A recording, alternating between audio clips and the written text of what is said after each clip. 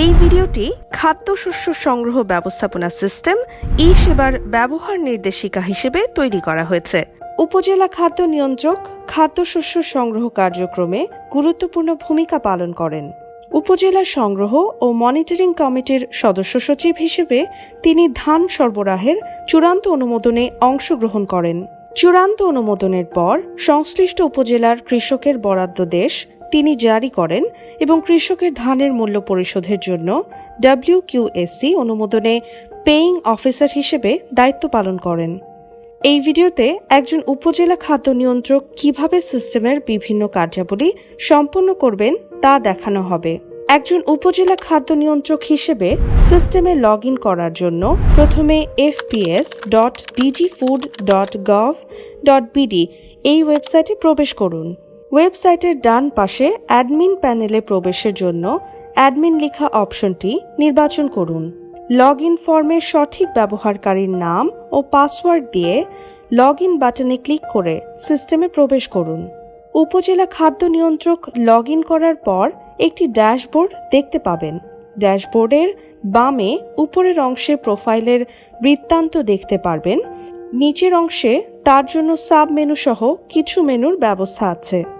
Dashboard, কৃষকের বরাদ্দাদেশ, কৃষকের WQSC সমূহ, লটারিতে অপেক্ষমান কৃষক সমূহ, কৃষকের রিপোর্ট সমূহ, বর্তমান মৌসুম।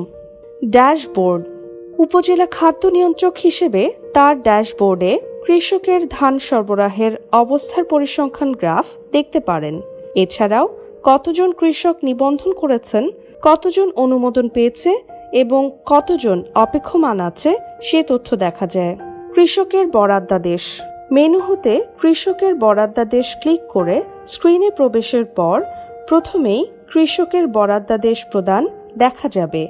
এই স্ক্রিনে ড্রপডাউন তালিকায় তিনটি ধরন দেখা যায়: কৃষকের বরাদ্দাদেশ প্রদান, কৃষকের চলমান বরাদ্দাদেশ, কৃষকের মেয়াদোত্তীর্ণ বরাদ্দাদেশ।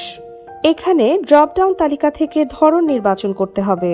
কৃষকের বরাদ্দাদেশ প্রদান লটারির মাধ্যমে কৃষক নির্বাচন চূড়ান্ত হওয়ার পর উপজেলা খাদ্য নিয়ন্ত্রক নির্বাচিত কৃষকদের বরাদ্দাদেশ জারি করেন। ড্যাশবোর্ডে কৃষকদের একটি তালিকা দেখা যাবে। এই তালিকায় বর্তমান মৌসুমে এখনও বরাদ্দাদেশ দেওয়া হয়নি এরকম কৃষকদের দেখাবে। বরাদ্দাদেশ প্রদানের জন্য কৃষকের নামের বামে চেকবক্সটি নির্বাচন করতে হবে।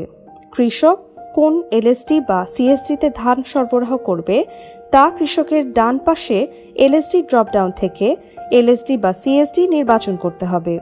কৃষক সর্বশেষ কোন তারিখের মধ্যে ধান সরবরাহ করবে তা ধান সরবরাহের সময়সীমা হতে তারিখ নির্বাচন করতে হবে।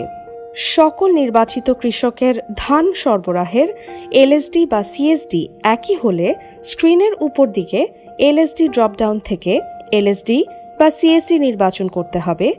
তাহলে সকল কৃষকের নামের পাশে LSD বা CSD নির্বাচিত হয়ে যাবে।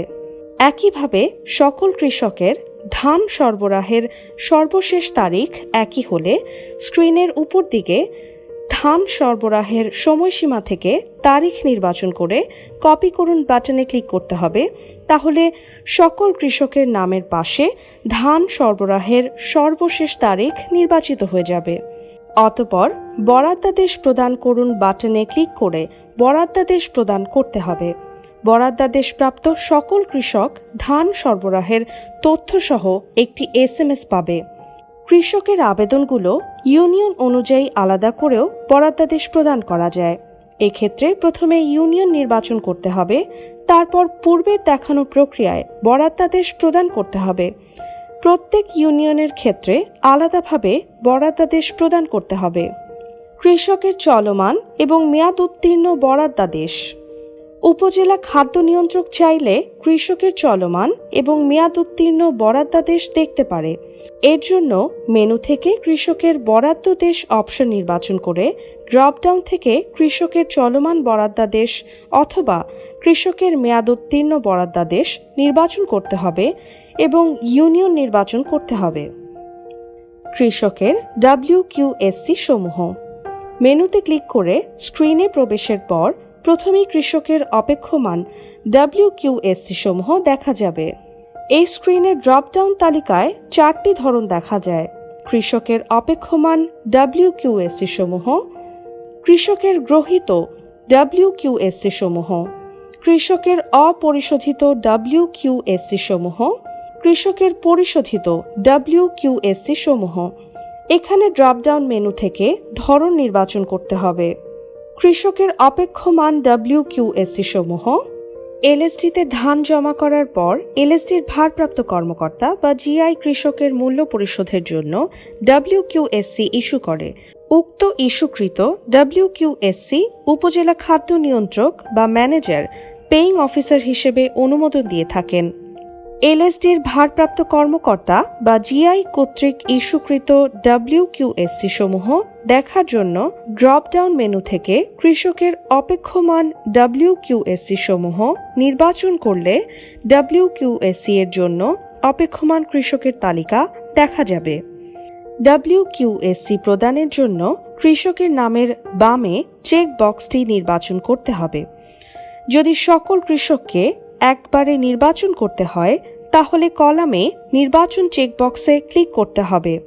নির্বাচন করার পর WQSC মঞ্জুর করুন বাটনে ক্লিক করে WQSC প্রদান করতে হবে। সংশ্লিষ্ট কর্মকর্তা চাইলে WQSC বাতিল করতে পারেন। যে কোনো কৃষকের বরাদ্দাদেশ অথবা WQSC দেখার জন্য নিজ নিজ কলামে লাল রঙের দেখুন ক্লিক করুন। প্রয়োজনে ইউনিয়ন অনুযায়ী আলাদা করে অনুমোদন দেওয়া যাবে। কৃষকের অপরিশোধিত ও পরিশোধিত WQSC সমূহ: ব্যাংক কর্তৃক কোন কোন কৃষকের ধানের মূল্য এখনও পরিশোধ করা হয়নি তা দেখার জন্য ড্রপডাউন থেকে কৃষকের অপরিশোধিত WQSC সমূহ অপশনটি নির্বাচন করতে হবে।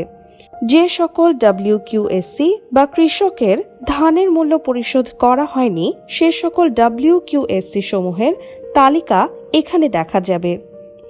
ব্যাংক কর্তৃক কোন কোন কৃষকের ধানের মূল্য পরিশোধ করা হয়েছে তা দেখার জন্য ড্রপডাউন থেকে কৃষকের পরিশোধিত WQSC সমূহ অপশনটি নির্বাচন করতে হবে। যে সকল WQSC বা কৃষকের ধানের মূল্য পরিশোধ করা হয়েছে সে সকল WQSC সমূহের তালিকা এখানে দেখা যাবে। উপজেলা খাদ্য নিয়ন্ত্রক ড্যাশবোর্ডের রিপোর্ট অংশে বিভিন্ন ধরনের রিপোর্ট দেখতে পারবেন। রিপোর্ট দেখার জন্য রিপোর্টে ক্লিক করতে হবে। এরপর রিপোর্টগুলো দেখা যাবে। প্রয়োজনে তালিকা প্রিন্ট ও এক্সেল ফাইলে ডাউনলোড করা যাবে। অভিযোগ: কৃষক অভিযোগ করলে উপজেলা খাদ্য নিয়ন্ত্রক তা দেখতে পারেন। তবে অভিযোগ প্রতিকারে কী ব্যবস্থা নেওয়া হয়েছে তা এন্ট্রি বা নির্বাচন করে সংরক্ষণ করবেন। অনেক সময় মতামত পাওয়া যায়, মতামতের ক্ষেত্রেও একইভাবে সংরক্ষণ করবেন। কৃষকের অ্যাপ কৃষক বান্ধব সেবা।